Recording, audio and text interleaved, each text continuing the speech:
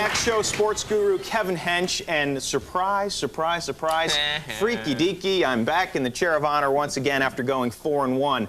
And while the prohibitive favorite did win the X-Show picks, the same cannot be said of the Preakness, where Superhorse Fusaichi Pegasus was upset by Red Bullet, meaning once again there will not be a Triple Crown winner this season. Okay, it's Monday. That means we tabulate how many we got right and how many we got wrong, or in my case, just how many we got right, since I didn't get any wrong for the second weekend in a row. To call my brother's lovely wife a ball and chain would actually be inaccurate, because the chain indicates a certain radius of freedom that he does not have. So. Number 3, the Immaculate Reception, and we're still not sure if Franco actually caught the ball or not. I like this play because it's filthy. I mean, not only is it's a messy play, it's a fluky play, but you have the dirtiest player of his time in Jack Tatum hitting Frenchie Fuqua, the intended receiver. Frenchie Fuqua with the filthiest name in sports history. It sounds like a prostitute from an Austin Powers movie. Frenchie Fuqua, and then there's a clear clip that's not called. Phil Villapiano gets clipped on the play. And even the name Immaculate Reception, like, you have to explain to your kid, like, what's that refer to? And it's like, well, it's Immaculate Conception. Ah, never mind. All right. Justin, I tell you, we got some emails from our viewers who want us to pick more NASCAR. I myself am partial to sports where the athletes are more important than the internal combustion engine. But Scottie Pippen said that they played like cowards. They actually played like Noel Coward. Hell hath no fury like a woman who's had her grammar corrected during an argument. Who knew? Whoops. You know, I thought she was already maximum angry. I said, what the heck, I'll just throw this out. I didn't know about the Linda Blair exorcist rotating head level of anger that was in store for me. In his latest class act, Rocket Roger Clemens is appealing his fine for his curious conduct in Game 2 of the World Series.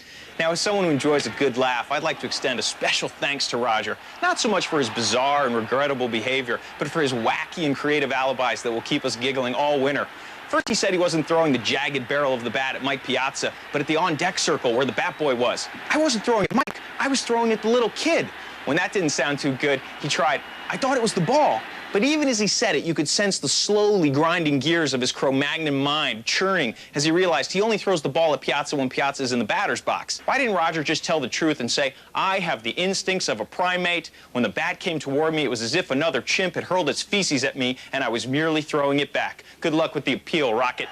All right, we welcome in our special guest, Kevin Hench. And Kevin, we've got a big problem here. And, you know, the BCS, a lot of people having trouble with this, especially the good folks in Corvallis who think that the BCS is just a bunch of BCS. Yeah, well, Randy, you know, the BCS is clearly unconstitutional, and I know it's hard for you to take me seriously in the sweater Jim Boeheim left in wardrobe the last time he was here. But I hear the Supreme Court is meeting on Friday to discuss some unrelated nonsense. If they really want to do something to lift this country out of a national crisis, then they should institute an 8-team playoff format. Yes. I mean, come on. The BCS is the butterfly ballot of college football. It undermines, subverts, and misrepresents the will of the people. It must be done away with, unless K-State beats Oklahoma, in which case it's okay. Number 2, no disputing this. Kirk Gibson's home run, Game 1 of the '88 World Series.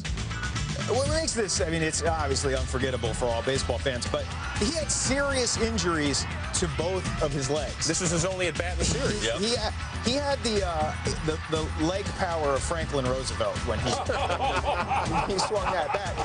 I mean, he hits the home run. Yep. He hits the home run. He can barely run around the bases. With all arms. That swing is all arms, and he changed the series with one swing. You could make the argument that he was the MVP of the series. And he was in the locker room the entire game. But I had a good point, though. I said, honey, let me stop you there. I don't make you feel badly.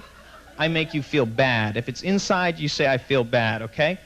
If it's tactile, let's say you were a fruit feeler and I shook the ladder and made you miss one, then you would say, I made you feel badly. You see the distinction? You seem very upset. See, I don't make you feel stupidly. I make you feel stupid. You see, it's subtle. It's subtle. All right, make sure to tune in next week to see if any of these clowns have the muscle to move me out of the chair of honor. And when we come back, Mark DiCarlo will puncture metal with his big tool. That you don't want to miss.